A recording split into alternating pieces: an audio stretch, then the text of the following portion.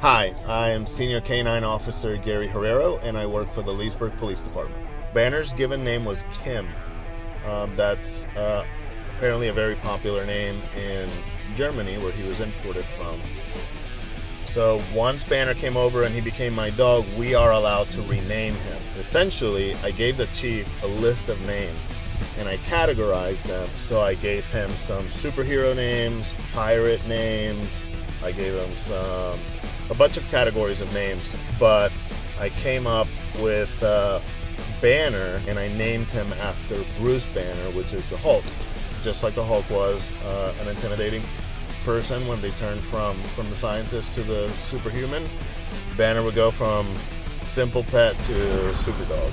I received Officer of the Year 2017, and then I got Outstanding Officer of the Year in 2018. These things were possible because I'm running Banner as my dog. People at America's Top Dog, they said, what are some of his greatest attributes? Does he jump really high? Does he run really fast? It's like, no, he didn't really run really fast, because there are some small 70-pound dogs that are really quick and agile, but Banner was strong.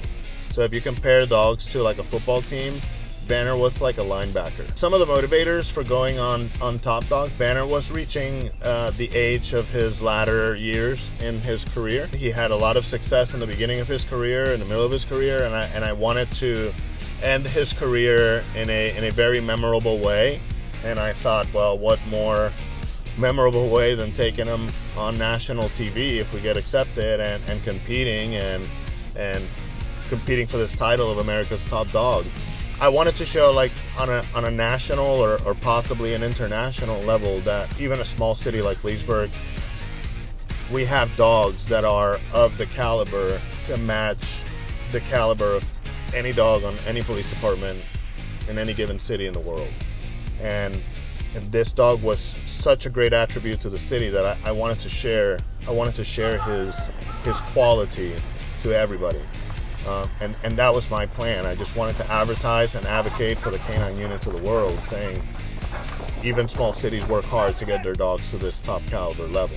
On America's Top Dog in season 2, they pair you up against a rival. My rival was Officer Adam Lapete.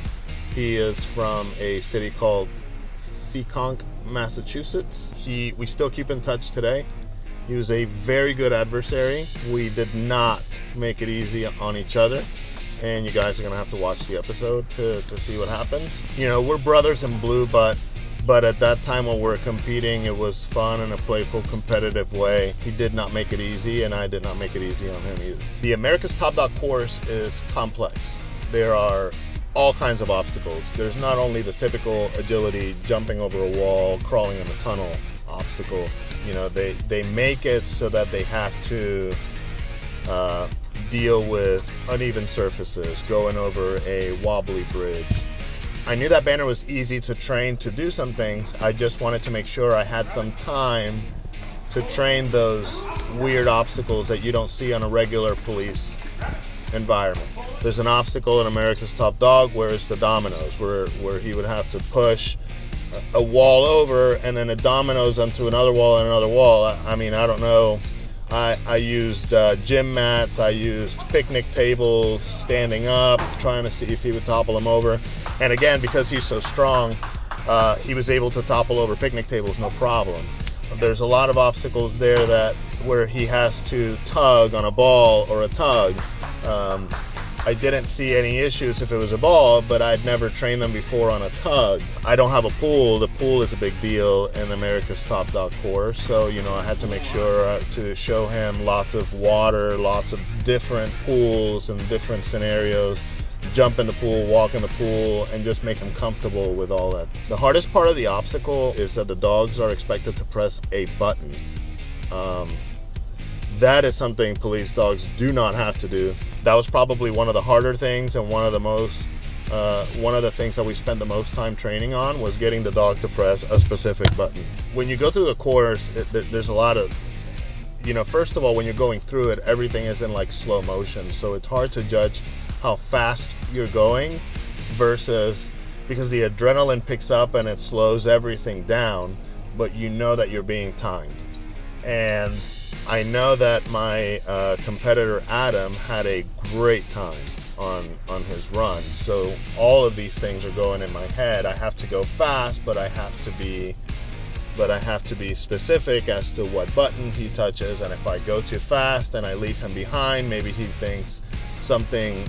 Maybe then he thinks there's going to be something to worry about. So then maybe he won't do an obstacle. So there was like a lot of emphasis on precision and getting him to do each individual obstacle. So like in my head, I separated each obstacle as one thing. And then as long as we did that one thing in a quick manner, then we were able to get through the whole thing as a whole with a great time. The show filmed on September 2020, and Banner retired in April 2021. But Banner was the first dog I had for a full tour of duty on his part from beginning, from K9 school till retirement. So there's a lot of experiences there. The bond that develops from that relationship is unexplainable. And I think any canine handler with any amount of service, even if they served with their dog for a year, 2 years or more, they can attest to this special bond that you create with this animal that you spend so much time with. I was calculating it the other day. It's like 24 years I've been depending on an animal for a paycheck. So when I get a new animal, it was the same thing when I trained horses. When I get a new animal, I put so much time, emphasis, focus on developing everything, because there's so many areas that you have to train, that I felt that I would do a disservice to Banner. I felt like he didn't deserve to get like a little portion of me, what I had left over at the end of the day for him. So there was an officer, single officer, no kids, no family. This is going to be her only baby. And I felt that in my heart that it was better for Banner to receive full attention from this officer than for me to keep him and give him a little bit of attention, because now I'm devoting my attention to a new dog. So that's the hard part. That's the hard part of my work, because I'm in love with the animal training profession. I have to think hard about the attention I'm giving the animal and the care and his quality of life. I love him. I've loved him since the first day I took a bite for him and started working with Gary. Oh yeah, I've had a love for him since I first met him. I will forever cherish him for how long he is around and forever. Banner will always be my top dog.